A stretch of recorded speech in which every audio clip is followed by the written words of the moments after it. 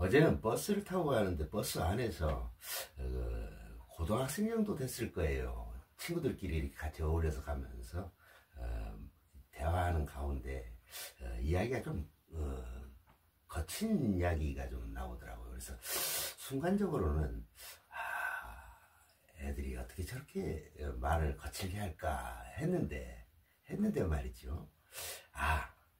나도 저 때는 그랬을 수 있겠다 하는 생각이 스쳐 지나가더라고요. 그럴 수 있거든요. 청소년 시기에 과도기니까 말이죠. 그것도 철이 지나면 하락해도 못합니다. 그래서 지나쳐온 순간이 있었어요. 우리가 살아가면서 그런 것 같아요. 학교를 졸업하고 직장이라는 데를 선택을 해서 시험을 봐서 들어가지 않습니까? 그러면 인생이라는 게 시험 보고 들어가다 해서 그게 끝나는 건 아니잖아요. 또 어느 정도 직장 생활에 적응을 하고 세월이 지나다 보면 승진 시험도 봐야 되고, 승진 시험을 보는 것도 그게 쉬웠습니까? 요즘 학생들 수능이 얼마 안 남은 것 같더라고요. 우리 때는 수능이라는 개념이 없었고 그걸 예비고사라고 그랬었던 것 같아요. 그거하고 같은 개념인 것 같아요. 그래서 직장에서 어느 정도 세월이 지나서 승진 시험 준비를 하는 것도 얼마나 힘이 듭니까? 마침 그런 때에는 이제 결혼 초라든가 이런 때가 걸리기가 쉬워요. 우리 때는 보통 결혼 정년기가요. 남자들은 27살 정도에는 갔습니다. 그러면 그때 시험 공부를 또 한 몇 개월 해야 되는 거거든요. 몇 개월 해야지 단번에 책을 한 5권 정도 되는 걸, 우리는 그랬어요. 책을 한 5권 정도 되는 거를 시험 보기 전까지 아주 달달달 외웠어야 됩니다. 달달달 외워야 풀어나가는 거지, 그러지 않으면 안 됐어요. 우리 때는 그런 공부하면 어떻게 몇 개월 동안 공부할 때 그때는 또 프로야구, 프로축구, 재미난 스포츠 경기가 있어요. 또 결혼 초니까 집에 들어가면은 또 갓난 애기가 있을 거 아니에요. 그것도 좀 이쁘니까 또 좀 봐줘야 되고, 이래저래 시간이 다 가게 마련이에요. 그래서 저희 낮에는 직장 생활하다가 저녁 때는 집에를 못 들어갑니다. 그런 방해 받는 것을 피하기 위해서 말이죠. 그래서 인근에 독서실을 또 구해가지고 독서실에서 밤새도록 공부를 하고 그랬지 않습니까? 하여튼 몇 달 동안은 다들 시험 보기 전까지는 달달달 외워놔야 되니까 말이죠. 그랬던 적이 있습니다. 근데 그 시험 공부 그렇게 하는데 이제 독서실에서 공부를 하다 보면은 그 에피소드가 있었어요. 저는 잊지 못하는 에피소드가 있는데, 같이 이제 독서실에서 공부하던 입사 동기생이 있었는데, 그 동기생 집에서 안쓰러우니까 물론 그랬겠죠. 밤 되면은 졸리니까 나도 모르게 떨어져 잡니다. 독서실에서 있다 보면은요. 근데 이제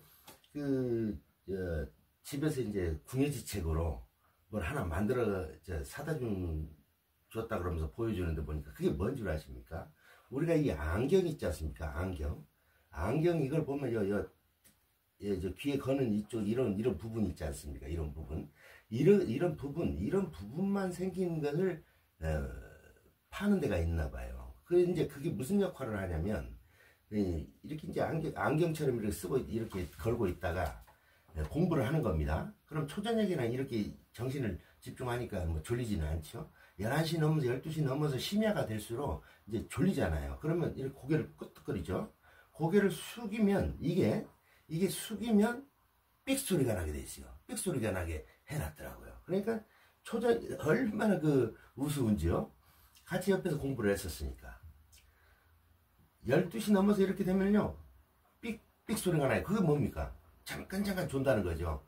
삑 소리가 나요. 그런데요, 우스운 것은요, 한참 지나면 삑 소리가 납니다. 그게 뭔지 아세요? 가서 보면 자기도 모르게 가서 엎어졌어요.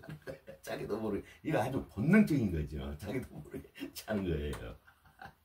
사람이 천하장사도 눈꺼풀 내려지는 거는 이겨내지를 못한다 하지 않습니까? 그러더니 그 친구가 그걸로도 안 되니까 다음에는 어떤 걸 이렇게 생각을 했느냐면은 참 웃음이 나옵니다. 독서실에 이렇게 자기만의 조그만 공간 있지 않습니까? 공부하는 공간. 거기 그 사이에 와야줄로 이렇게 매달아가지고 스티로프를 이렇게 가까이 이렇게 넣어놨어요. 그래가지고 이 스티로프 앞에다가 핀을 막 꼽아 놓는 거예요. 참, 정말 무식하면 용감하다는 말도 있어요. 막 꽂아놨어요. 그게 무슨 역할을 했느냐. 이 초저녁 때는 그것도 이제 머리가 이제 제대로 이제 이렇게 이제 읽는 시간이니까 괜찮은데 12시 넘었으면요 졸리지 않습니까? 그럼 깜빡하면 이 핀이 탁 꽂는 거예요. 그럼 깜짝 놀라지 않겠어요? 이게 처음에는 이제 그렇게 이제 하면서 정신 차려서 또 공부를 하겠지요. 근데 나중에 지나가다 보면은 엎어서 자고 있는 거예요. 그걸 어떻게 이게 이제 이거 피할 수가 없었을 텐데 그걸 어떻게 피해가지고 자고 있을까 했더니 한번 봤더니 말이죠. 이렇게 스트로프 이렇게 있지 않습니까? 이거를 본능적으로 동물의 감각으로 이렇게 피해서 가는 거예요. 이렇게 피해서 이게 아프니까 이렇게 피해서 사는 거예요. 어휴, 참 정말 무섭습니까? 그렇게들 공부를 했어요. 그러게 해서 승진 시험을 보고 승진을 하고 또 직장 생활을 영위하다가 또 올라가고 그러다 이렇게 세월이 지나서 이제는 인생의 뒷전에 앉아있는 이런 나이가 돼버렸네요. 중년의 나이가 됐네요. 말하자면 참 세월이 이렇게 빨리 갈 줄은 누가 알았겠습니까? 아직도 뭐 생각은 젊은데 말이죠. 사회가 뭐 그걸 받아들여지나요? 서울대 명예교수인가요? 김영석 교수님의 말씀이 생각이 나더라고요. 그분이 104살인가 105살인가 그러시거든요. 아주 참 훌륭하신 분입니다. 평소에 존경하는 분이고요. 그분 말씀 가운데 그런 말씀을 하시더라고요. 인간은 살아보니까 75세까지는 한참 일할 수 있는 나이랍니다. 그럼 75세까지는 한참 일할 수 있는 원동력이 가동을 하고 있다는 거죠. 그리고 본인이 또 그런 말씀을 하세요. 본인은 어렸을 때부터 좀 허약한 체질이었다고 합니다. 많이 아파도 하면서 성장을 했는데 이렇게 오래 살 줄은 몰랐다는 거죠. 그러면서 이렇게 오래 살 줄 알았으면 좀 더 큰 꿈을 좀 가져봤었을 텐데 하는 그런 어떤 아쉬움을 말씀하시는 걸 잠깐 스치듯 들은 적이 있습니다. 굉장히 존경하는 분이죠. 우리 현대사에 아주 살아있는 철학가로서는 살아있는 선구자 역할을 하시는 분이니까요. 갑자기 이것저것 생각이 나서 이 얘기를 한번 해봤습니다. 날이 밝아오래요. 날씨가 굉장히 무덥지 않습니까? 근데 엊그제 입추가 지났어요. 또 며칠 있으면 말복입니다. 이 절기가 대단한 거거든요. 아무리 무더워도요.